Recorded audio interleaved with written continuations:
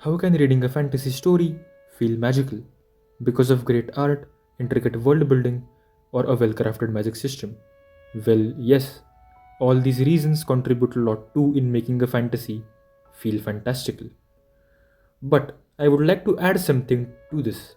You know how when we were kids, we used to be curious of learning new things, trying to understand everything what's happening around us as we were exploring and experiencing everything for the very first time. That feeling of wonder is what happens when we read a fantasy set in its own world for the first time. We feel that childlike wonder all over again.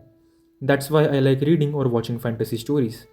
When life gets tough, when the going gets tough, these stories provide me an escape to a whole other world where I can feel that wonder again which I thought I had lost due to studies, exams, relationships, and much more.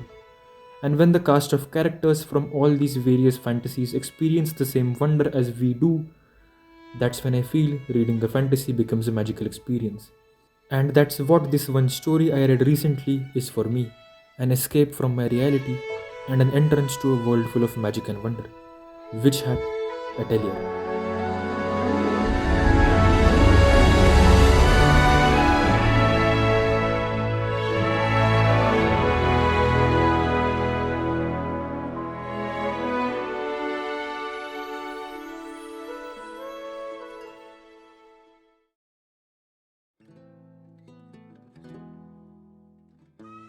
Before talking about anything else, I would like to talk about our story's protagonist, Coco, a young girl living in a small village with her mother and helping her in her course. She lived a very mundane life, but she loved magic. When she was a kid, she went with her mother to a castle fair where she watched different mages performing different types of magic, and she was very fascinated by magic. So she bought a magic book and a magic wand from there, and she has been fascinated about magic ever since. However, in the world Coco lives in, magic is forbidden for the commoners, and Coco knew this. But she was still curious, and once you are curious, you can't escape. I always imagine curiosity is like a coin, whose one side is good and one side is evil. And in this case, Coco's curiosity ended up harming her mother. Once, a mage named Kifri showed up at Coco's village, and she ended up secretly seeing him cast a magic spell. And this time around, her curiosity got the better of her. So Coco tried casting a spell from the magic book she had brought from the castle fair, which in turn froze her mother, and eventually she became Kifri's apprentice to become a mage and learn about the cure to turn her mother back to normal. Now, what my interpretation of Coco's love for magic is that she wants an escape from her daily mundane life. So, since I was a kid, or even now, when I see someone do something I find cool, I want to replicate that myself. Of course, in my case, even if I try doing the things I find cool, no one is going to get hurt, except for me, because when I try to replicate those things, I realize how lame and talentless I am. Anyways, I don't want to reduce Coco's love for magic just by saying she wanted an escape from her routine life. What I am trying to say is the characters in this story made me remember or maybe even realize why I used to get curious about new things, why I used to get excited after seeing some things which made me wonder. That's why I love Coco as the protagonist of this story. I think she works perfectly as the protagonist. She is curious, always ready to learn different things, passionate, and even though I feel she wanted an escape from her mundane life, she is not a coward who just wants to run away. She will fight till her last breath to find a way to return her mother back to normal.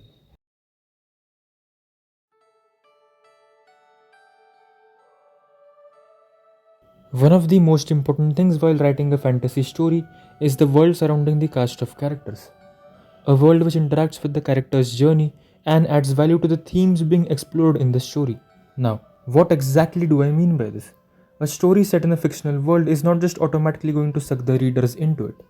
It's a combination of multiple different things working together. And for a medium like manga, art is definitely one of the most important factors which enhances the reader's experience. And the mangaka of Witch Hat Atelier, Miss Kamome Shirahama, definitely excels in this department. From the vast landscapes to the expressive faces of different characters, and even the character designs are all absolutely stunning. Some of the panels from this manga genuinely are some of the most beautiful panels I've seen in the entire manga industry.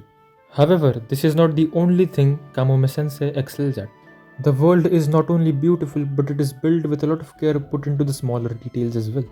The magic system. while being one of the coolest ones I've seen in all of fiction, also makes sense. The different creatures, regions, factions all have a well defined role to play in the story.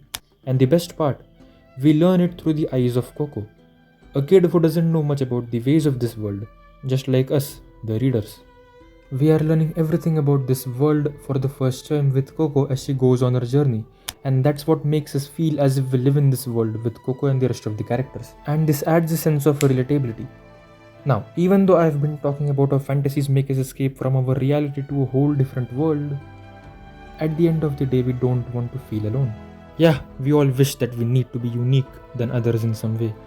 But at the end of the day, we still want someone who can understand what we are feeling and someone who gets excited about the same things as us. And that is why, in the most cases, stories which allow us to grow with the characters are better than the ones who give us the knowledge beforehand and then just show us how the characters develop. And that is why Witch Hat Atelier works so well for me. Learning about why magic is kept forbidden from the commoners and the way it can be used for evil through the actions of different characters, not through words, is what makes it so hard hitting. Something that seems so pure and trivial to us can just be a tool for evil for others. But seeing Coco hold on to hope, trying to change this system which once deprived her from the freedom of doing what she wanted to do since her childhood, being able to use magic to bring joy to people. This for me is what makes reading a story a magical experience. It makes me break free from my world, inspires me to be curious again, and most importantly, gives me hope. Hope that change is possible. For anyone watching this video, I genuinely recommend you all to give Witch Hat Atelier a try. This is a special manga.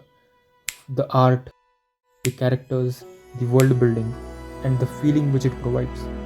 I genuinely cannot wait for its anime to come out. And with that, I'd like to conclude this short video. And yeah, thanks for watching and look forward to more. Peace out.